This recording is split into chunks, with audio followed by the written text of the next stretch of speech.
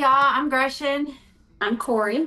and we are two girls and Jesus. We are here to dig into three verses with y'all this week that is going to help us find and keep and realize our joy and our happy. So, without further ado, we'll just get started. Corey, you want to take the first one? Sure. It is First Peter chapter 5, verse 7. The NIV version says, "Cast all your anxiety on him because he cares for you." And so my first question was, what does that mean? Like to cast all of your fear, anxiety onto him. And so I looked up cast, thinking that this would be easy, but I was also thinking, well, there's weird stuff like Cast Your Line for Fishing, the cast of a TV show, um, a cast like my daughter who always had an injury of some type.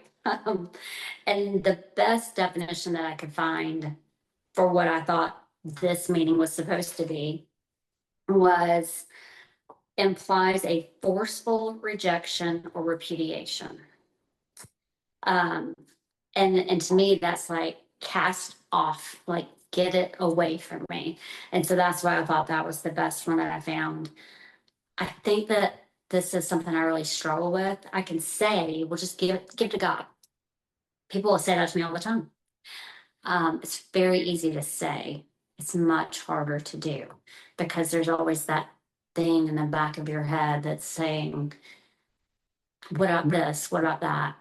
And it's a constant thing, and it's something that I really, really struggle with to figure out how to truly cast it off. So I don't remember. I don't remember if I wrote this down. Yeah, I did actually. You've talked about something that you use or have used in the past. If you called it your worry box, and you would write it down, and you would fold it up, put it in that box, and then you were giving it to God. And I was like, that's not going to work for me. I mean, I'll just think about everything that's in there. What if somebody opens up that box and they find out everything that's in my mind, but I've now written it down. So I decided if I write it down and then I just burn it, is that truly going to let me let it go? Like even the symbolism of it burning away. So I don't know. I haven't tried it yet, but I have a whole box of stuff over there to burn, old taxes and stuff. So maybe I'll just throw a little extra anxiety in there too. Yeah. It's not going to hurt to try. Yeah. And just see what happens. I love that word cast for two reasons.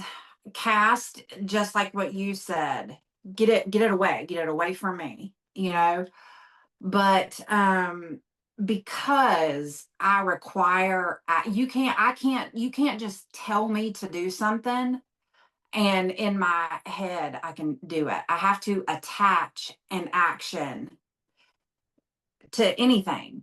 If I'm learning something new, if I'm like learning a steps or process, I have to involve myself actively in that so that I can remember the sequence. Does that make sense? Yeah. So the NLT says, give all your worries and cares to God, for he cares about you. And that verse is just so comforting to me. But you hear it all the time. It's so easy to say, just like what you said. But it is hard to do. I had to change my perspective about this verse. Instead of telling myself, okay, I just have to give everything to God, I changed that word have to, and I get to. I get to not hang on to this, and I get to give it to God. But because I'm that person that requires action, okay, I love the word cast because you could literally picture in your head putting your worry on the end of that hook and then just casting it, and Jesus is going to catch it and eat it, And to me, and it's just my personality. I'm not saying that this would work for everybody, but once I can visualize it and I can attach the action to it, it's much easier as long as the action is not something I can go back and pick up. So when we did the worry box, I was married at the time. And so we took the shoe box and we wrapped it in paper so that you couldn't just open it, you know? And I mean, we used like the packing tape. We rolled it around this way and then that way. I mean, you couldn't get in there, you know? So I was not able, because in my head, it's once it's in there, it's in there. I can't go back and get it.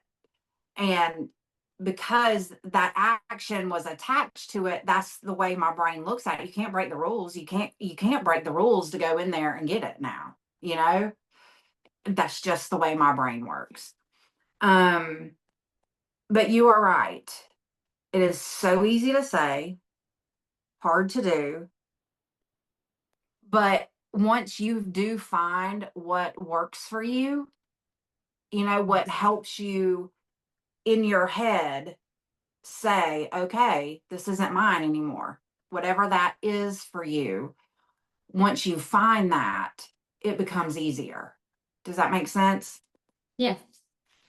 So I think one time, maybe not too long ago, I can't remember, but I was watching, I don't know what social media it was on, but it was a guy and he was talking about that verse.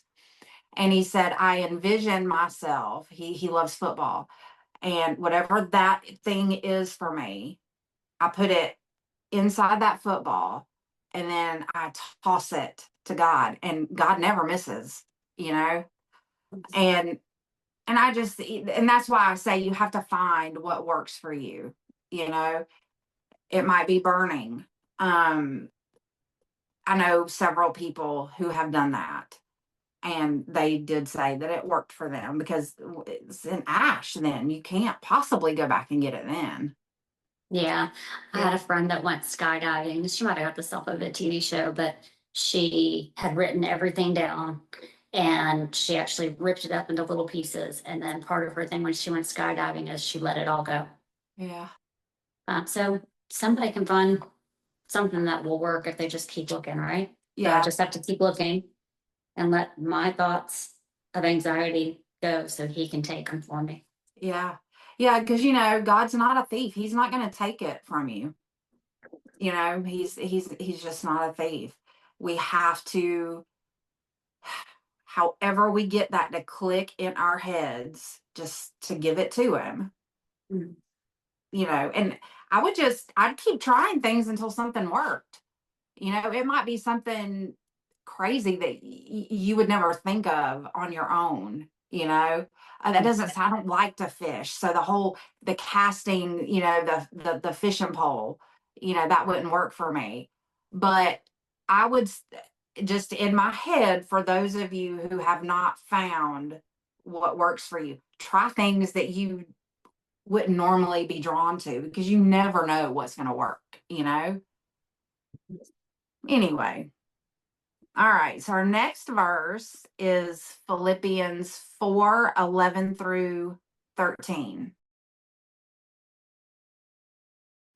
And I read, of course, out of the NLT, and it says, not that I was ever in need, for I have learned how to be content with whatever I have.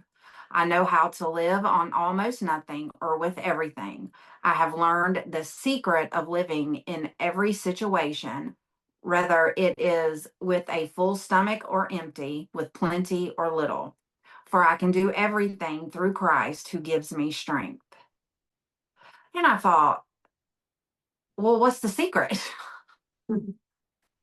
It's so crazy because I can't tell you how many times I've read that verse and even written that verse down. And that word secret has never jumped out at me before. But I was like, what? Okay, what's the secret? And you know, I had to go back and look and read some more, um and I think the secret is simply, it's not a secret that like we possess, but it's the secret of Christ, because he gives us the strength to endure whatever situation that we're in. We are a lot tougher than we give ourselves credit for. Hmm. Yeah. But unfortunately, I will say this, unfortunately, you don't see that strength in yourself until you're in a situation, you know? You're like, "Oh my, I didn't, wow, like, I'm handling this," you know? But you don't realize it. You just don't realize it until you're in the situation, and that, that's the tough part about it. And, I did write down here that this had me thinking about pre-relationship with Jesus versus relationship with Jesus that I have now. And I see things so differently. I process things so differently. It it is really, the inside of my head is like night and day. It's crazy. Well, the NIV was a little bit different. And then I also reached out into all the different verses and found the NABRE, which I pulled a couple of things from. But NIV says, I am not saying this because I am in need, for I have learned to be content, whatever the circumstances. I know what it is to be in need, and I know what it is to have plenty. I have learned the secret of being content in any and every situation, whether well fed or hungry, whether living in plenty or in want. I can do all this through him who gives me strength. And I mean, verse 13, we've heard 100 times over. I mean, people put it on their walls. I mean, it's everywhere. And that NABRE, one difference that it had was in verse 11.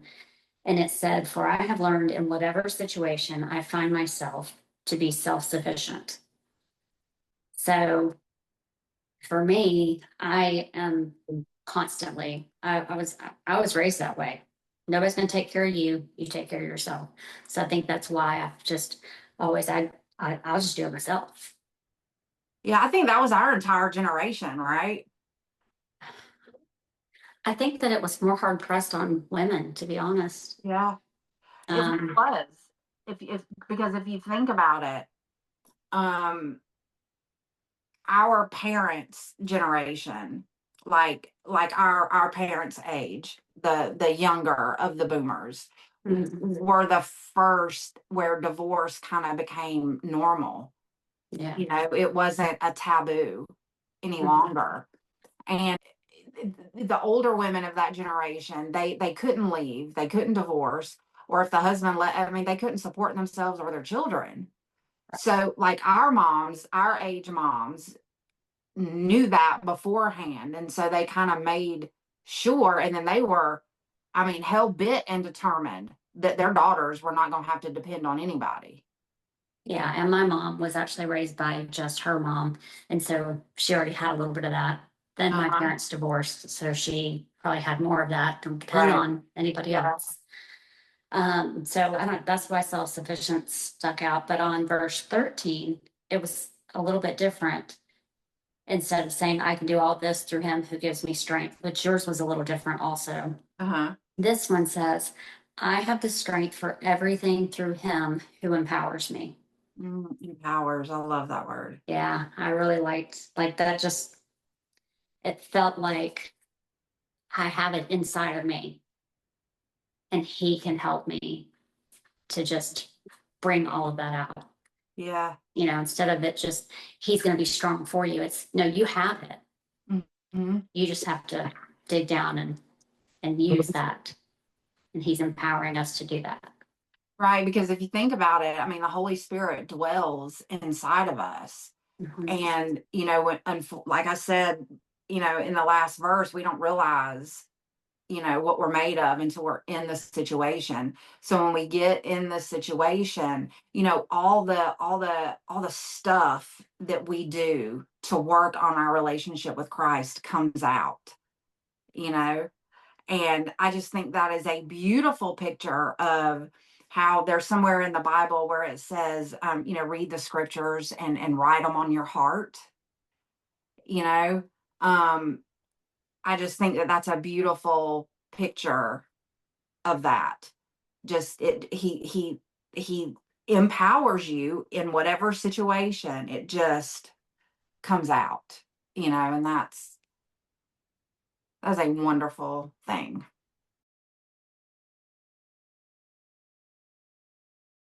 All right, now this last one is very, very long. It So we is. both probably should not read it all the way through, and I don't even know if we should or if we should just talk about it. Because it's 9 verses and it's not short. I mean, that's my page right up of just the verses. Oh yeah, mine's a And I page know and a yours half. is just as Yeah. long. I mean, Yeah. no matter what version you go to, of whichever, Okay, so Bible. let's paraphrase. Yeah. We could paraphrase. Was there anything specifically, any one verse or a word that stuck out to you? I don't know if you remember, but what I said was that was a lot of wording. To Yes. me, it was a reminder to stop thinking so much on things that our Lord will provide for us, because that's what it does, right? This whole thing is, hey, don't worry about this, don't worry about that. What are you going to eat? What are you going to drink? What are you going to wear? Right. And it says that like 3 times. Yeah. So it's like, Yeah. well, I can do this over here and they don't care, the birds and, The the lilies. fields, everything is Yeah. taken care of. Why do Right. you think you're so special that I'm not going to take care of you too? Right. Yeah, so this is Matthew 6:25 through 34. And this is 9 verses or eight or 9 verses where, like what just Corey said, the birds, they get to eat and they don't harvest, they don't plant, they just eat. Why are you worried about what you're going to eat? Why are you look at the lilies in the field? They don't worry about, what they're going to wear. Why are you worried about it? God takes care of them. But 2 things that really stood out to me in the NLT version was in verse 25, the very beginning. It says, "That is why I tell you not to worry about everyday life." Huh. Okay. Okay. So then, you keep writing the birds, the storehouse, God feeds the birds. Verse 27, can all your worries add a single moment to your life? What does the NIV say for verse 27? It says, can any one of you, by worrying, add a single hour to your life?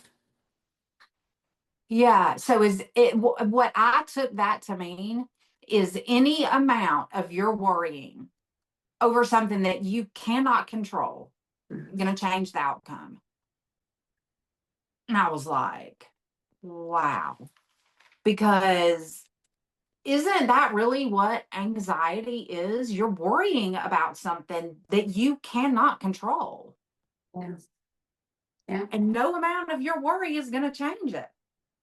Well, and my absolute favorite part of all of this Okay. is verse 34, where it says, therefore, or NIV, yours might be a little different, says, therefore, do not worry about tomorrow, for tomorrow will worry about itself. Each day has enough trouble of its own. Okay. So NLT says, don't worry about tomorrow, for tomorrow will bring its own worries. Today's trouble is enough for today. Yeah. I was like, wow, God, you're awesome. You're so cool. What did you love so much about 34?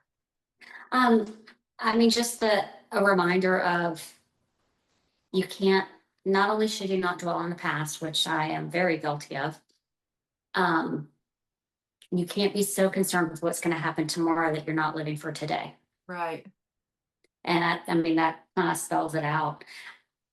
Something else that I found through all 3 of these verses is it made me, maybe just doing these 3 together, it made me realize how blessed my life has been.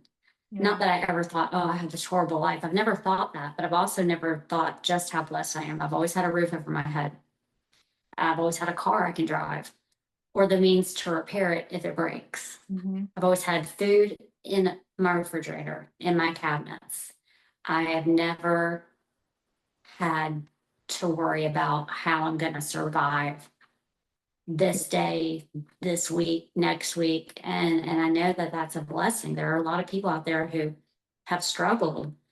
And so I don't want to ever take any of that for granted. And I feel like by me worrying and having anxiety, I'm kind of taking for granted of what I've already been given. And is that somehow wrong to still worry when I've always been provided for? I don't think it's wrong. I just don't think you realized it before. Yeah. And I think now that you've realized it, I think now you will be able to change your thought processes. You know, he's never let me starve. Why would I worry about this now? You know, he's never left me without 6 or 5 girlfriends that love me immensely. I've never been without them. You know, why would he leave me lonely now? He's not going to, you know? And it's so weird because whenever I think um I deal with loneliness a lot, and not necessarily loneliness of people. You know, I'm never alone. I'm with people all the time. Okay. So it's not like physical loneliness. Just there are times that there's not people around me that I truly connect with, you know? And so when I get in that headspace, first of all, I have to remember you're never physically alone. So stop that right now, you know? And you have always had the girls, you've always had them. Why would he take them from you now? They get you. Call one of them, you know, they get you. And it's just, I always go back to the 6 of us. I always do. Isn't that crazy? So the only thing I wanted to make sure that I understood after I wrote all the 1,201 verses that we had, um, I wanted to make sure that I understood what happy was and what joy was. And there's a lot of different definitions of both, but and this is specific to me. I would, if somebody else wants to know, I would suggest looking them up because they use a lot of words, a lot of different words in the different versions of like dictionaries or whatever. But for me, happy is a feeling that is something attached to your desires. So like you know, I desire to have a new car. I get to go buy a new car. Yay, I'm happy. But that happy is attached to a want, to a desire. There's nothing wrong with that. Okay. Nothing wrong with that at all. But joy is a heart posture. Um, it's just a lens through which you see things. So in any and every situation that I'm in, I can find joy. Now, that does not mean I'm finding joy in that situation. Okay, don't hear me saying that because there are some things I have not still can't find joy in certain situations, okay? But in the moment of in the midst of that situation, I can find something that gives me joy. All I have to do is look up. I love the sky. I love the clouds. I love the moon. I love the sun. I love blue skies. I love stormy skies. So for me, all I have to do is look up. Somebody else might love flowers, and so they can find a beautiful flower that brings them joy in the midst of a terrible situation. You know, um, I think as as a human in my human head, I try to replace joy with happy. So I always want that happy feeling. Do you know what I'm saying? And I think that's elusive. I don't, it's for me. I'm not saying for anyone else. I'm just saying for me. To me, I think that's elusive because if happiness is attached to a thing, to a something, a want, a desire, but joy is a heart posture. It's a lens in which you view the world, how you see things, the beauty, the things that you find beauty in, the things that bring you joy. And it'll be specific to every different person, right? It's not going to be the same things. So you, if you picked that beautiful flower that you just find you're just so drawn to, you know, while it's still alive, you might have that feeling of happy. But if you pick a flower, it's gonna die at some point. So I think for me, realizing that they're not one and the same, that joy and happy is not the same thing, I think that helps me not feel like I'm just a grumpy, unhappy person. Well, and if you think about it, when somebody talks about somebody who's always happy, they don't say they live a happy filled life. No, they live a joy filled life. And so I understand what you mean about the difference between the two words. Even though you can say you're full of joy, you're full of happiness, it is still different but the same. So, you know, You so get me. See, you just get me because I've tried to explain that to someone else and I lost them. They're like, it's the same thing. No, it's not. Not to me, not for me. It's not. yeah, and I do think that joy fills you. And so where you're saying that's a heart posture, that makes sense. You can be filled with happiness, not so much like it feels more external, Yeah. where joy does feel internal. Yeah. Yeah.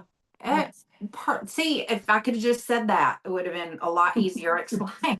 I had a few minutes to listen to you and go, is she right? See why I need you in my life? Yeah. So, and another thing that I feel like God spoke to me as I was doing this is that any type, any time, any amount of time that we spend worrying, comparing ourselves to others, being discontent with what God has given us, what we have earned, what we have done for ourselves, um, steals your joy and your happiness. And isn't the enemy the one that comes to steal, kill, and destroy? And they're the bad guys. They don't possess joy or happy. And so they have to come steal yours. And that's how they do it, by getting you to worry, getting you to compare yourself to others, and getting you dissatisfied, discontent with what God's given you, Yeah. has blessed you with. And I was like, wow, that's deep. At least it was deep for me. Well, But it is. And this is 9, 10 verses. So we are, you know, it does make us dig deeper because to me, those first several verses, they were repetitive, but they were in a way of saying, hey, this these are things that you're worrying about every day. Why? yeah, yeah. Somebody put it like this to me several years ago, but it didn't resonate with me at the time. You know, it took several years before I like actually internalized what they said. And they said, do not allow anything to take up space in your head that's not paying you rent. Yeah. I'm like, okay, whatever. I don't own rental property, but whatever, you know. But I mean, it took me a lot of years for that to resonate and for me to really understand what that meant. Um, because if you're spending time in your head worrying, being discontent, always trying to run after something bigger and better than what God has blessed you with already, comparing yourself to other people, like trying to keep up with the Joneses or whoever you live next door to. I mean, if you're spending time doing all that, then that's a whole lot less time you're spending with God, right? I mean, I'd like to go on a walk and talk to Jesus the whole time than worry about the neighbor or the person walking ahead of me has got better shoes than I do, you know? Yeah. Well, this was short and sweet, I think. Yeah. Yeah. Yeah. And I liked it. I did too. I did too. I realized a lot of things about myself. And I realized I was having a bout with anxiety and I didn't even realize it, about my sleeping. Did you read that part of my dig? Yeah, yeah. Yeah, I didn't even realize that until I did this. See, I told you this was therapy for me. Yeah. Okay, so we are gonna wrap up with you guys for tonight. But we are gonna continue down the happiness trail. And There's a we're lot gonna of joyful things coming. Fall is yeah, coming. It's not quite here yet. No changing of the leaves here yet. But yeah, the season is changing and the best season is coming. what's the best season? Um, Football. we're Party. already in that. Yeah. No, I'm talking about the Christmas season. It it, Uh, it does tend to fill a lot of people with joy. Maybe not always for all the right reasons, but still bringing joy to people is a good thing. yeah. Yeah. Yeah. It's always a good time of year. I hate how commercialized it's gotten, but um I do still love it. Even though I don't decorate. Do you Yeah, I don't really decorate? watch commercials, so I'm good there. Yeah. Do you decorate though? I probably will this year. I didn't the last couple of years. Okay. I don't remember the last time I had a big tree. I just have this little table tree. Has lights already on it. All I have to do is plug it in. Bam, I'm done. Well, my big thing is making cookies, so Oh, that's not until after Pie Day. okay. After Pi Day. All right. All right. Well, you guys know the drill. Like, share, subscribe, ring bells, hit buttons, mash cards, Share. squeeze lemons, share, subscribe, and share. Help us reach the people God intended us to reach. Y'all have a good week. Bye, guys. Bye.